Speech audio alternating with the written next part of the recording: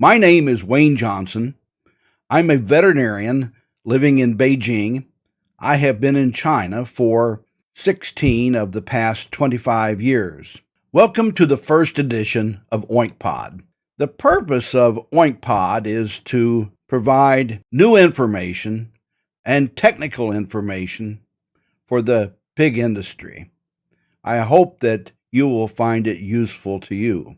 As you look at Oinkpod right now, you see a blank slate, what we call a tabula rasa. And we have no purpose other than to provide help to the pig industry. The time has come, the walrus said, to talk of many things, of shoes and ships and sealing wax, of cabbages and kings, and why the sea is boiling hot, and whether pigs have wings.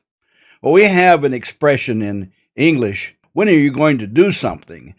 When are you going to wear this nice orange pair of pants? And the people will answer, when pigs fly. When pigs fly, it means that we have no real intention to do something. Interesting things happen in the world, and it's time to talk about them. The famous American architect Frank Lloyd Wright died in 1959 at the age of 92. Left a lot of very modern-looking buildings behind him. Some of his buildings, if you look at them today, still look like they would be built sometime in the future. Some of the buildings that Frank Lloyd Wright built in the 1930s look like that they might be built in some future time. They look even very futuristic to us today. In the 1930s, Wright summarized some of his ideas in what he called his organic commandments. By organic, he means that things should operate together like the organs in the body, that the leg bone's connected to the knee bone's connected to the thigh bone's connected to the hip bone, that everything is working together is his meaning of organic. Like the way that the organs in a body work together. It's a kind of systems thinking. Lewis Carroll was a great systems thinker, and so was Frank Lloyd Wright, a genuine systems thinker. We need to think about pork production as being a system and how everything works together. Wright's organic commandments are based upon the concept of virtue. I don't think we have to argue about the value of virtue. That virtue is good unto itself. And he talks about different kinds of virtue.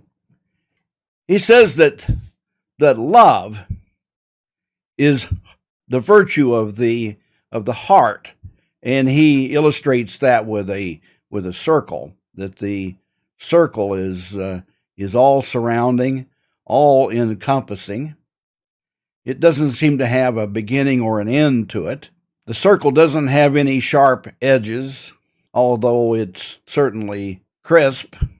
The virtue of the mind is to be sincere. Sincerity is represented by a square, that it is upright and perpendicular.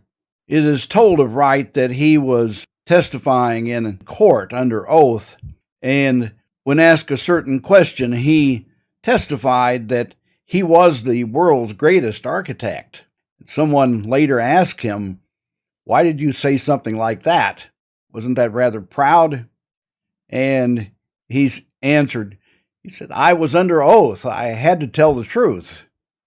The virtuous working of the mind is to tell the truth and to be honest in what we're doing. Sincerity. The virtue of the spirit is courage. Courage is illustrated by a triangle. The triangle is strong. It is a strong structure. Be courageous and be strong in what we do. To proceed with courage requires some strength, and the virtue of the spirit that lies within man, is to be courageous. The virtue of the will, the desire of the person. Persons a person's will. The virtue of one's will is to be decisive. Wright illustrates this by some pieces laid together to form a structure. Finally, we act to decide to do something, to make a positive decision to do something. Hey, here you have it in English. So we have some Q&A for you today. We have received some questions from the field, and the first question here is in regard to testing for classical swine fever. What is the approximate accuracy of the swine fever antigen test card? The accuracy of any diagnostic test is expressed in terms of its sensitivity and specificity. Sensitivity and specificity are defined in relationship to a gold standard. In the case of classical swine fever, the gold standard is virus isolation. We consider virus isolation to be 100% sensitive. It means that it finds the virus if it's there. We also consider it to be 100% specific. Specificity of a test is its ability to not return false positives, that it says that the virus is there whenever actually it is not. That would be a false positive, and so the rejection of false positives is the specificity of a test. The closest thing to that gold standard is the PCR test. Now, the nucleic acid tests are a little bit different from the virus isolation test because the virus isolation will only detect live virus, whereas the PCR tests will detect dead viruses as well as live ones. We can develop a standard via virus isolation and then use that to assess the sensitivity and specificity of PCR. Now, the antigen test card typically is what we call a antigen capture ELISA test, and it looks for the antigen itself using an antibody reaction that picks up the virus itself. The sensitivity of an antigen capture card is lower than the sensitivity of PCR. The PCR is typically able to detect between 10 and 100 virus particles, and that's actually very sensitive. The antigen capture cards are generally less sensitive than that, although they could be pretty good. The specificity of these tests is generally pretty good. So if you get a positive on the antigen capture test, it probably is a reliable positive. You could say, yes, it really is positive. If it's a positive, it's a true positive.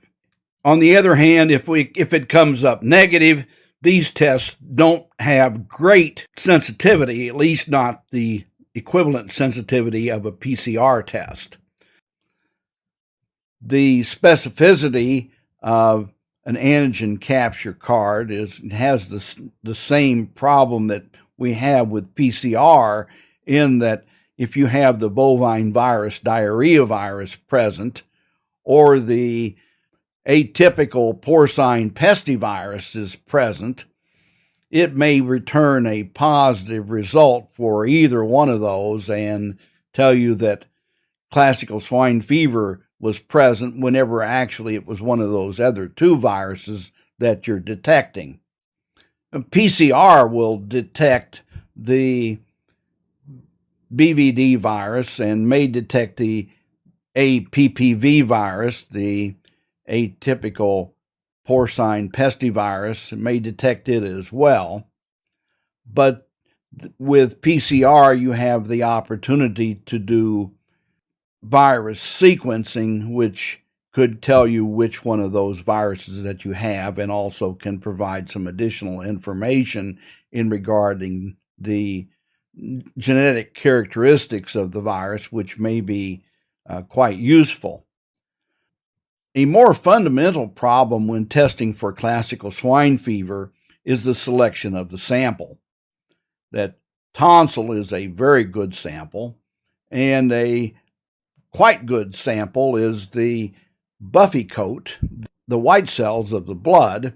The serum is not a particularly good sample for classical swine fever because the serum could be negative, that the white cells readily scavenge up the virus from the blood, and it will be inside those white cells, inside the lymphocytes more specifically.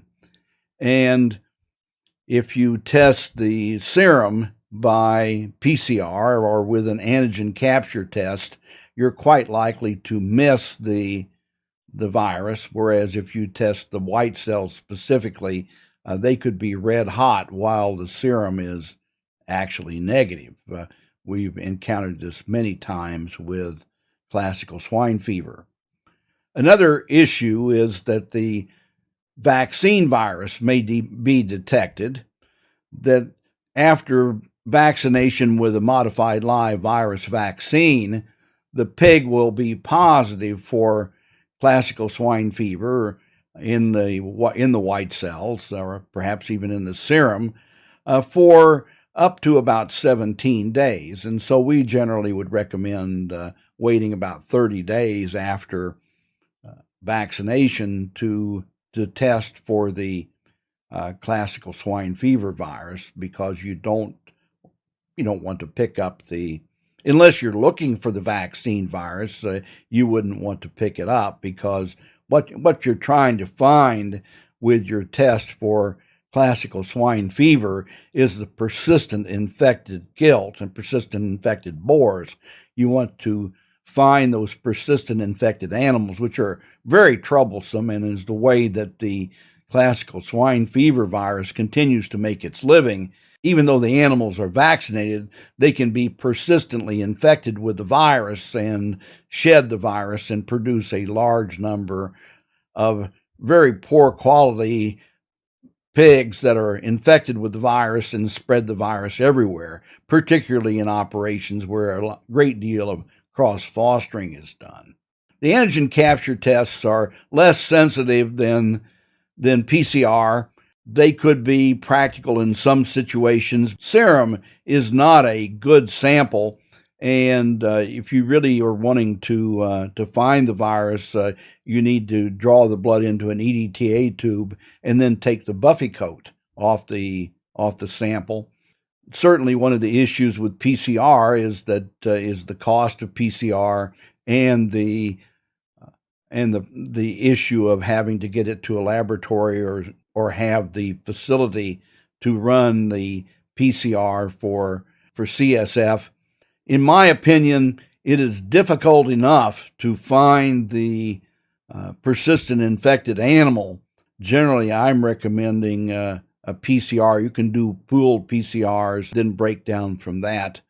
The contamination of the vaccines with the BVD virus can be very, very troublesome. One of the advantages of using the subunit vaccine is that with the E2 subunit vaccine, the concern about BVD contamination and detecting BVD on the test is eliminated. Also, with the E2 subunit vaccine, not only does it produce a more reliable immunity, but it also gives you the opportunity to test for the ERNS or E0 gene. The ERNS means the RNase, the enzyme that destroys RNA. This enzyme protein is not present in the subunit vaccine, and so you can look for the antibody to that.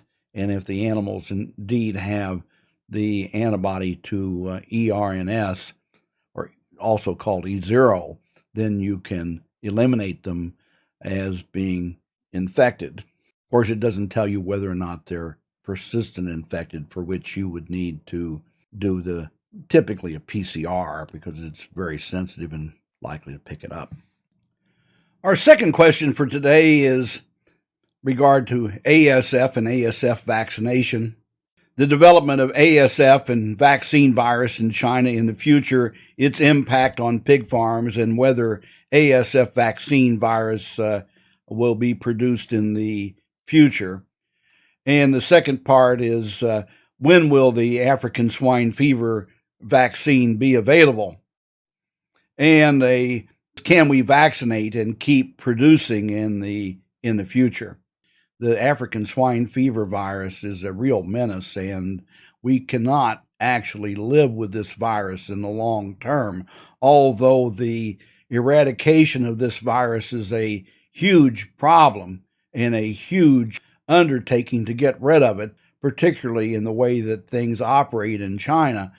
But nevertheless, we cannot live with this virus in the long term, and we need to consider how we will get rid of it and what steps need to be taken. In the interim, vaccination may offer a kind of what we call a crutch. It's a way of getting around while we can't walk normally. We might need to use a cane or a crutch or of some sort, but to lay that cane aside is certainly very desirable. So far, we don't have any truly useful and safe vaccines for ASF available in the field for general use anywhere in the world.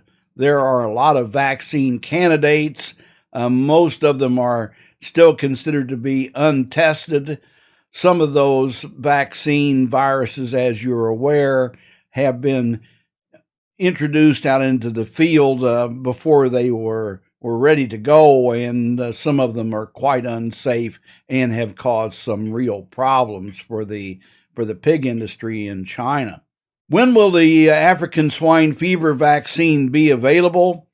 Well, there are at least safe candidates that are in the process of being evaluated, and they're not going to be released until the evaluation is fully complete. And some of those do have some utility in stopping the virus. Some of them have decent safety, and some of them have decent utility. If we consider the situation with pseudorabies and with classical swine fever, we would realize that the vaccine itself is not going to provide 100% sterile immunity. It's not going to create a magic bubble around the pig that's going to stop this virus. I think that we could expect that it would slow it down somewhat, and rather than do a total eradication of a herd, we may be able to go in and vaccinate. I would agree that we could use the vaccine to go into a infected herd and vaccinate for a period of time rather than just simply sending the animals off to slaughter at light weights or digging a big hole and burying them or destroying them in some other way. See, vaccination may be an alternative to destruction in a depopulation situation, but for the long term, we cannot live with this virus, and we must find some way to get it stopped and to get rid of it. The third question is, how valuable is the bathing and cleaning of pregnant sows before entering the farrowing room? Is it necessary? I consider it to be a useful thing to do. How valuable is it? The herds that do this generally have better productivity than the herds that do not. One of the original purposes of bathing the sow was to remove worm eggs, that the sows would be outside and be in the mud, and there would be embryonated worm eggs that would attack the pigs immediately after birth. And in our modern production systems, that is not so much of a problem, but it is still useful, I believe, to bathe the sow. In the pig herd, some pigs are infected with chow fei. Oh, we already have a pet name for African swine fever. Well, I guarantee you it's no friend of mine. But the tooth extraction is not successful. What is the final mortality rate, and what measures can reduce the mortality rate? This is one of the reasons that I don't believe that we can live with this disease. The tooth extraction method is a last resort. Whenever there's nothing else to do, we we can pull them out before they die. What is the fatal mortality rate? No one knows for sure. It could be as low as 70%. It could be as high as 95, almost 100% eventually. And what measures can reduce the mortality rate?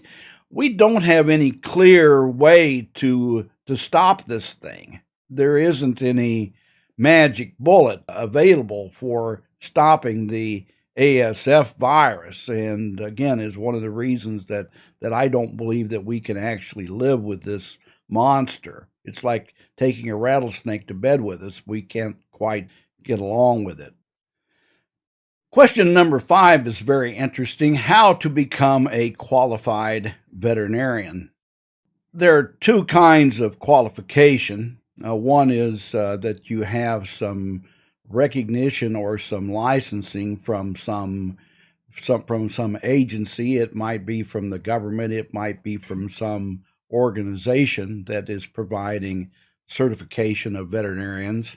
I would recommend that anyone who is practicing as a veterinarian would seek out and qualify with appropriate government agencies and with whatever certification agencies that are available, that you strive toward meeting those qualifications, taking the examinations and doing the other things that are suggested by different organizations to meet their standards of qualification. I think it is good for you, and I think it is a good thing for your customers.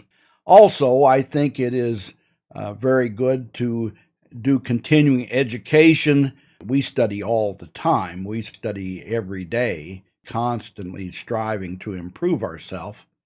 Another thing I would recommend is some sort of a mentoring program. A mentor could be somebody who's either alive or dead, and your mentor could be somebody that you call up on the phone, or it could be that you send a WeChat to, or it could be somebody that is no longer alive but has written a lot of things that may be useful for you. If you should like to contact us, we can do our best to try to help anyone who is wanting to improve themselves. Our question number 6 for today: how to quickly return to production when the blue ear disease, PRRS, fluctuates greatly. The first thing that I would suggest is that you do some survey testing. You find out where the virus is. Go into the nursery and test pigs, and go into the sow herd and test, get blood samples. I'd get 30 blood samples from the sow and 30 blood samples from the nursery. Get pigs of different ages in the nursery from weaning up until about 10, 12 weeks of age, and find out where the virus is and at what stage the animals are becoming infected. That will be very interesting to you and very useful in finding out what is going on, which I think is step number 1. The next thing that I would do is that I would make a killed autogenous vaccine, and I would vaccinate across the sows. There are laboratories that can do this work for you. It is highly effective. There's nothing that works quite so well as this. You can make a killed autogenous vaccine, vaccinate across the sows, pumien across the entire sow herd, and come back in 3 weeks and repeat it again, in 3 months.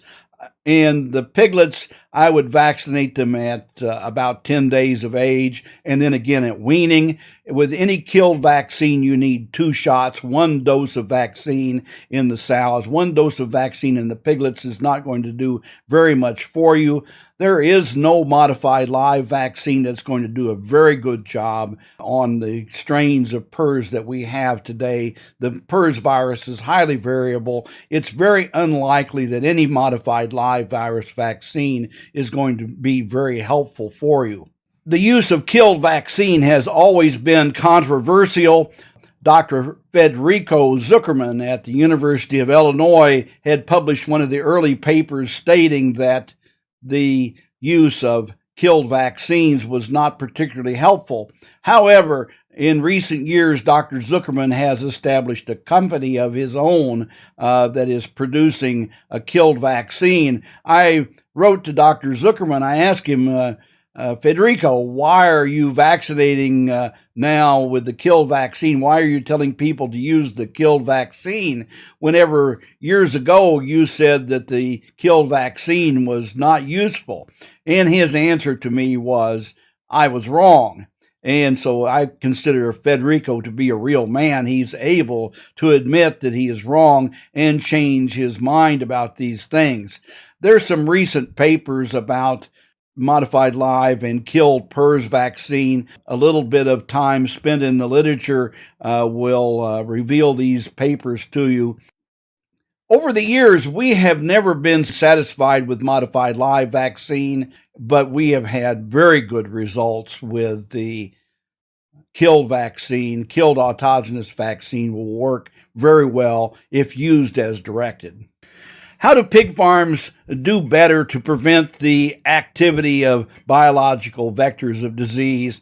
What measures and methods have been adopted? First of all, I would consider the issue of rodents. You need to get rid of their habitat, and you need to enact some baiting. So the first thing to do is to get rid of the vegetables and the trees in between the buildings. We love gardens. We like flowers. We like trees, but there's no place for those in between the big houses. Those just provide habitat for these undesirable creatures to live. We suggest that you put rock around the building to a depth of several centimeters.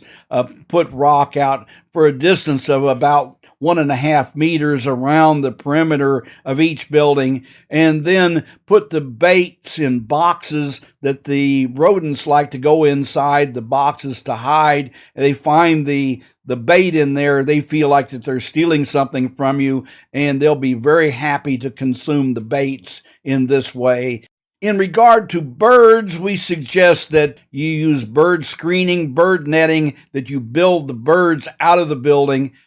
In terms of mosquitoes and flies, just normal sanitation will do a decent job for you in taking care of the flies. We don't worry about the flies too much as being a powerful vector of disease. Still recommend all in, all out management. In regard to mosquitoes, for mature breeding boars, we strongly advise the use of air-conditioned, totally enclosed barns for boars. Japanese encephalitis is a problem almost everywhere in Asia, and the best way to get rid of JEV is to build it out of the buildings. If you have an air-conditioned, filtered boar barn, you're going to exclude the mosquitoes as well, and in doing so, you will exclude Japanese encephalitis. We still recommend that you vaccinate. However, we know from experience that the vaccination for JEV on boars is not particularly satisfying, and the best way to deal with this disease is simply to build the mosquitoes out by putting the boars inside a air-conditioned barn with commercial grade air conditioning, the kind of air conditioning that you find in shopping malls and in factories, not the kind of air conditioning that you have in your homes. Well, that concludes the questions that we have time for today, and I hope it was interesting for you and useful. Please continue to submit your questions, and we'll see you next week. Bye, y'all.